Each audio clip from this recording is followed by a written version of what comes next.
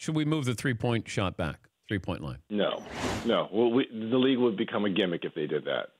I mean, in years past, the signature in basketball was what? The slam dunk. Yeah. Everyone wanted to be like Mike. Your tongue was out. Your legs were spread.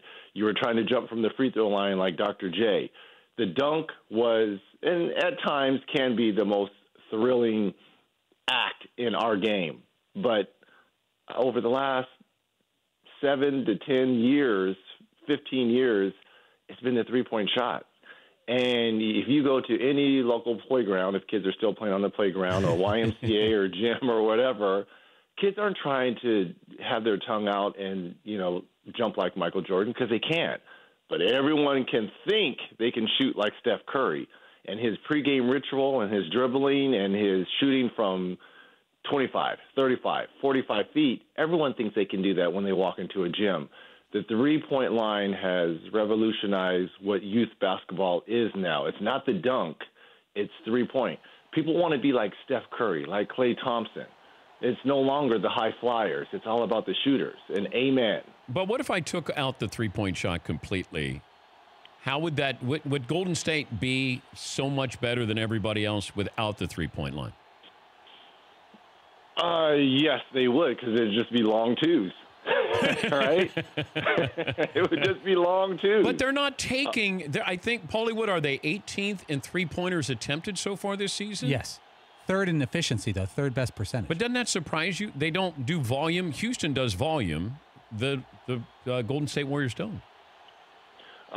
It doesn't surprise me, because I think they're getting more efficient the older they get.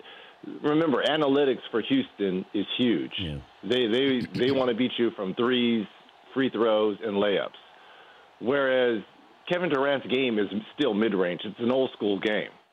And even though Klay and Steph are very efficient and high-volume three-point shooters, that's not really KD's game. Now, KD can knock him down from three, obviously, but it's that mid-range game and getting to the free throw line that sets up Durant's game. So those numbers don't surprise me. They're not like Houston, where they're going to live and die by the three, which caught up to them in last year's playoffs versus Golden State. They can beat you with twos as well. There are times, though, you watch and you forget that Klay is on the team, or you forget that Draymond Green is on the team. Yeah. Usually we remember Draymond's on the team when it comes to the postseason.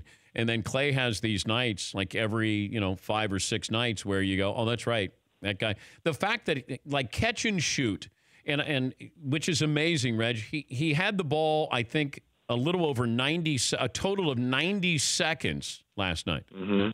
It's just catch and shoot. Let's revise your question. When you ask the best three-point shooter of all time, how about the best catch and shoot three-point shooter? I would arguably put Klay over Steph as a best catch and shoot. Klay over Ray Allen?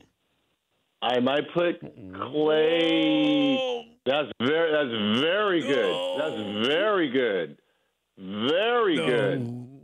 Ray is good. Catch and shoot. But remember, Ray was very good with the bounce, too, with the ball and handling. So, different kind of catch and shoot. Is Klay a better catch and shoot three-point shooter than you?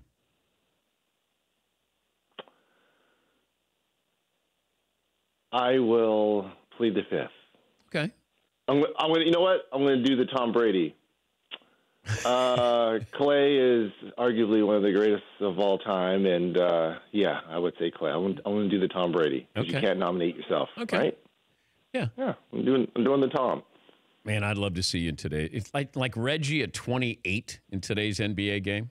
Oh my God. I've had my time, and I loved it. Don't do this to me, because then you're going to get me all fired up, and then I'm going to write my mom who's in heaven and my dad who's in Riverside. I'm going to write them a really nasty note for getting it on too early. I wish they could have. Okay? All right? So don't get me going, all right? I curse you, Saul and Carrie. Man, just imagine if you had like 15 minutes of work a night with the Warriors, Reg. God. Ball movement, man movement. Yes. That's why. Did you see the excitement of Boogie Cousins Oh yeah. I mean, he gets thrown out of the game in New York, Yeah. and they in the first quarter. And then the excitement I see on his face on the bench, like, I am a part of this team, of the winning culture. Yeah. That's all. When he comes back, he is going to run through brick walls for this team because he saw the unselfishness of when Steph went crazy versus Washington through 3 quarters, how they were all spoon-feeding him to get him going. And they saw last night when Clay got going, everyone setting screens. He wants to be a part of that. That's why it will work with him coming into this system. For more Dan Patrick Show, tune to Audience Channel 239 on DirecTV or download the Dan Patrick Show app.